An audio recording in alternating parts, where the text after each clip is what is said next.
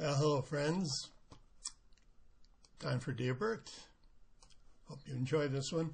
I've got the same picture behind me. I've had that twice because I didn't really identify it the first time. This one I took in my neighborhood, actually. I live in the Palm Springs area, Rancho Mirage, and I happened to pass by a date grove, and they were picking the dates, and I thought that would make an interesting photo montage, and so I did. I call that one Date Harvest. At any rate, lots of questions as usual, and thank you so much for the comments. I'm going to answer all of the questions a little differently this time, because I want to talk about a subject, and don't cringe when I say it, that everyone talks about, and I don't know that anyone has ever actually defined it. How do you define this word? Love. Don't be so quick to answer.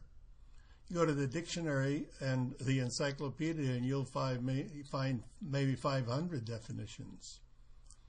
All correct, but none of them accurate. I'm going to define love in a totally different way. And then you'll see if we can use the power of love, if you can use the power of love in your life, using my definition. The definition is love is a positive viewpoint. Now, hold on. I'm going to explain that and see if you don't agree. When you love something, you see all the positive aspects of that thing, whether it's ice cream, a cheese sandwich, a person, or God. When you love something, you see the positive aspects of that thing. Now, love, as all things, is by degree. What I mean by that is, how much love is there? Let me give you a story that exemplifies this. And I've been telling this same story for 35 years because it does exemplify love and the degree of love. Young couple get married.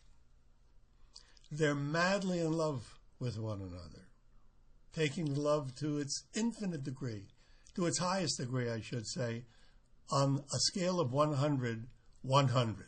Now, what does that mean?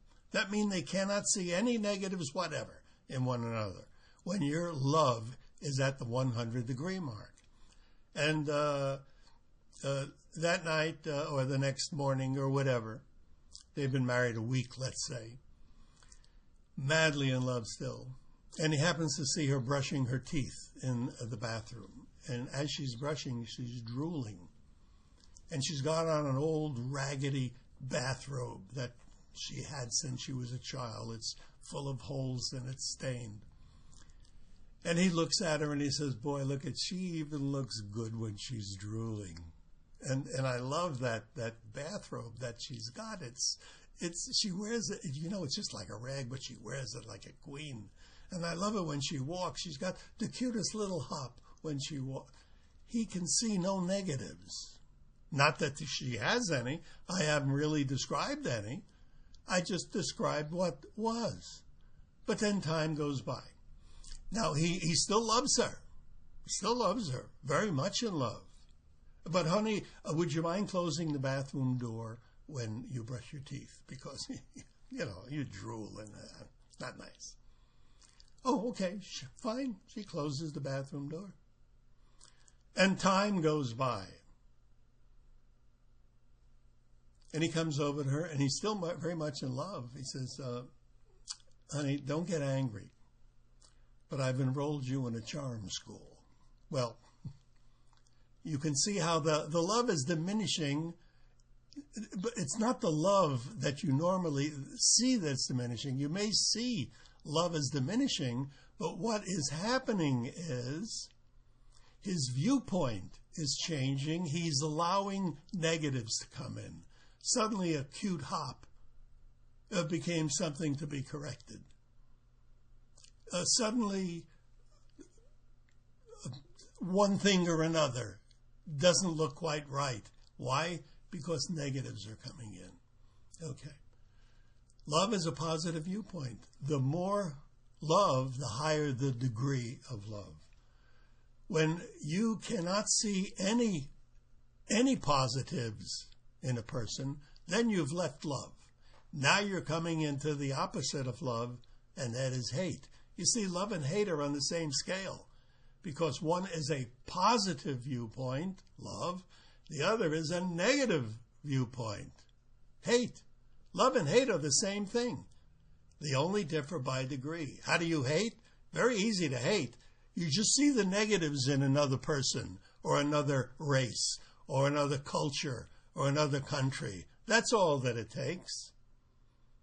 You want to do the opposite? You want to love?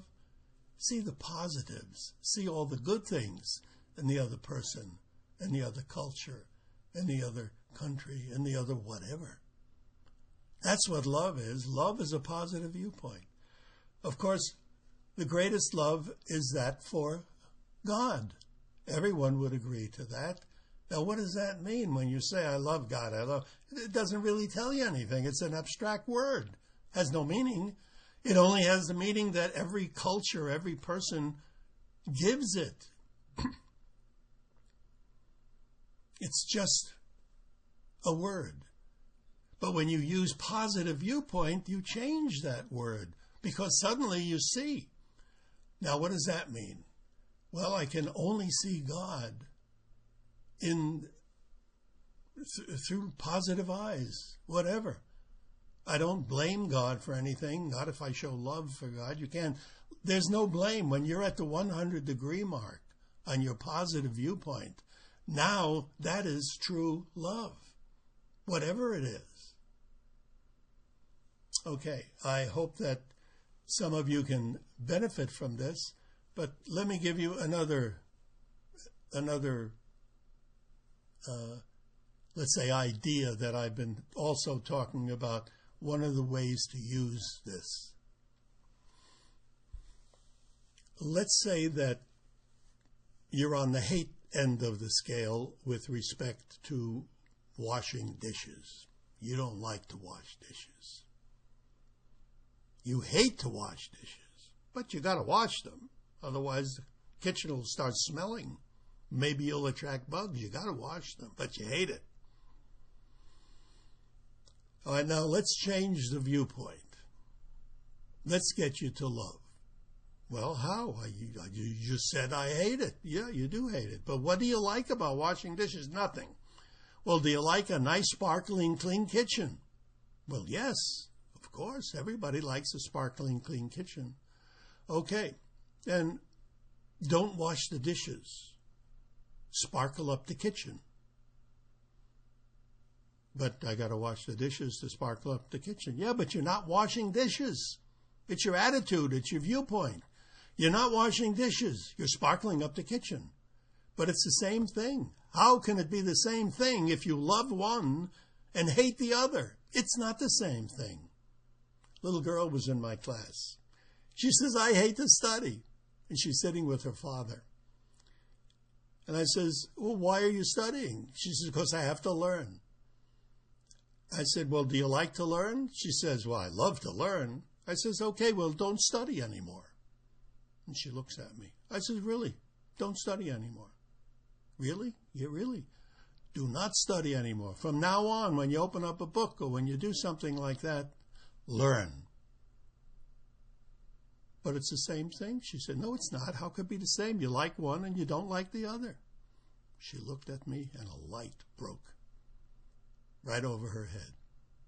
She became a pretty good student after that. Well, my time is almost up. I only have seconds. So this is Burt Goldman. I hope that you got some benefit, a pearl, maybe even a diamond out of this one. Thank you very much. Have a good day, a good week, a wonderful month. And the upcoming 2010, may that be the best year yet. Thank you very much. Burt Goldman, and I'm signing off.